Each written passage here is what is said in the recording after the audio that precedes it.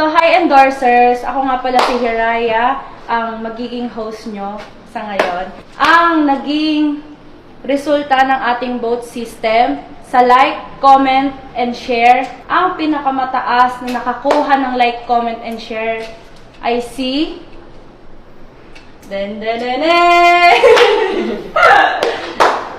Huwag ka nang malungkot dahil ligtas ka na. Tiang. At sa dalawang natira na nominado ngayon, si Aaron at si Daniel. Nanganganib kayong dalawa. So, ayan! Sino kaya ang mga or ang lalabas ngayong araw na to? So, ayan. Ready na ba ang aking mga impostor? Ayan. So, Daniel and Aaron, dito kayong dalawa. Ayan. And si Rain, Nadine, and Susie, dito kayong tatlo. Meron kayong makikitang tatlong endorser sa ating harapan, which is si Susie, si Nadine, and si Rain.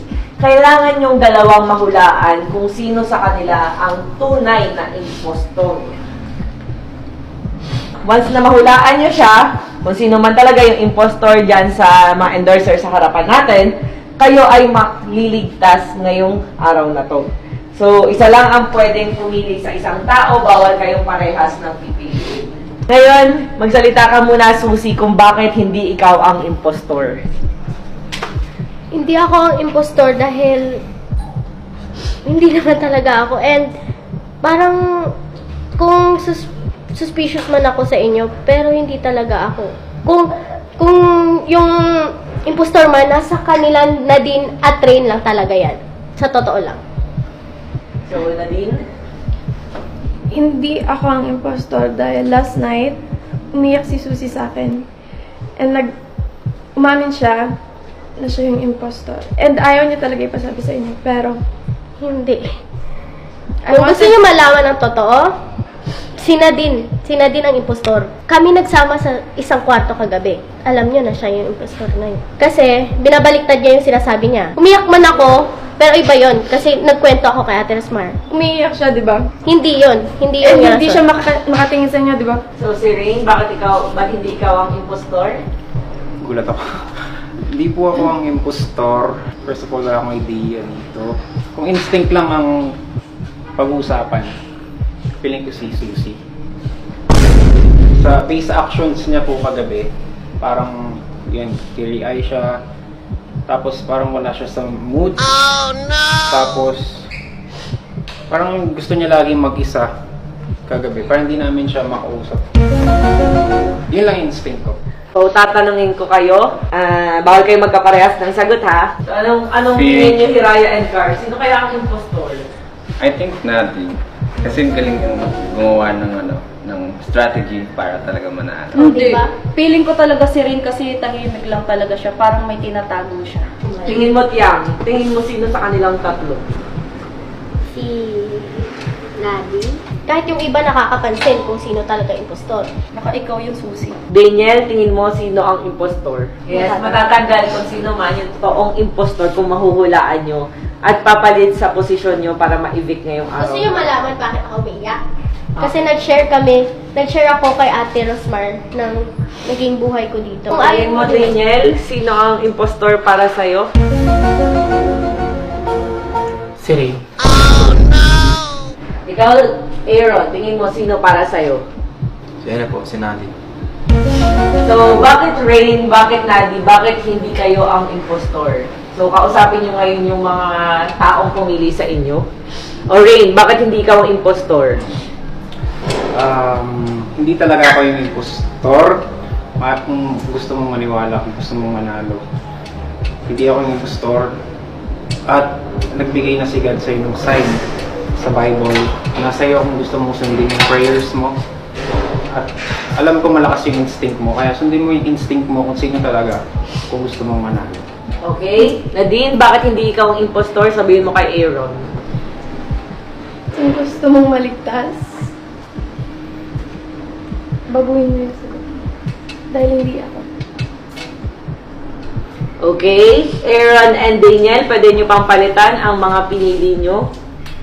Pwede kayong mag-swap, pwede nyo palitan, pwede nyo baguhin. And kailangan ko ng final answer nyo. Ha? Pwedeng lumapit po. Okay, pwede nyo lapitan. Bakit ikaw? Rainy. Bakit impostor? Hindi na.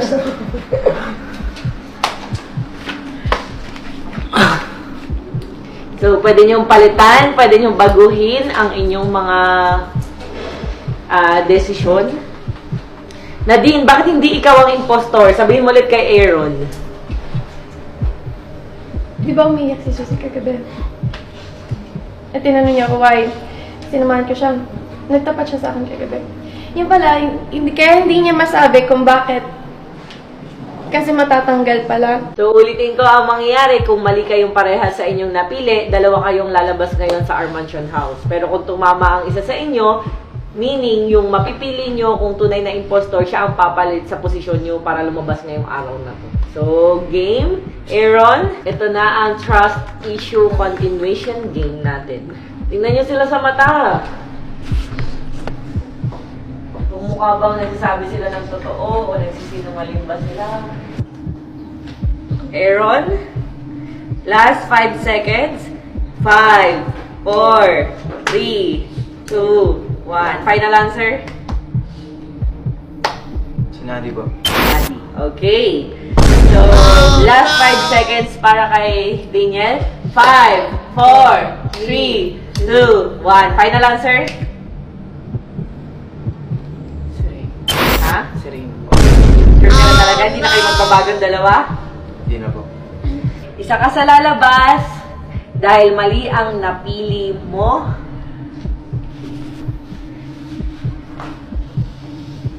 Aaron. Oh no! So, okay na dito. Oh my God. So, bibigyan pa kita ng last 10 seconds, Daniel, to decide. Ang unang lalabas sa bibig mo ngayon ng pangalan, siya na yung final answer. Susi nga lang. Susi.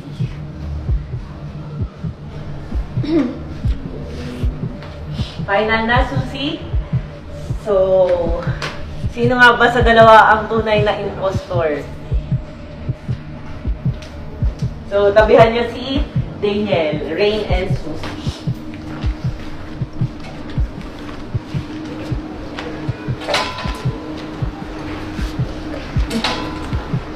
So, Daniel, isa sa tabi mo ang tunay na impostor.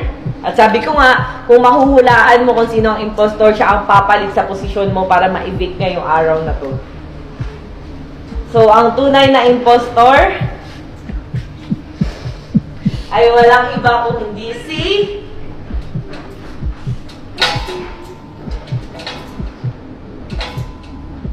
Ray. So, Daniel, pwede ka na magpahal.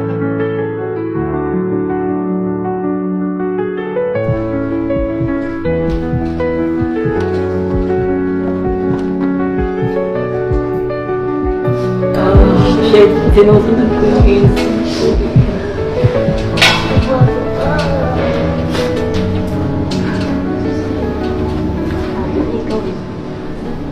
Nadine, nasa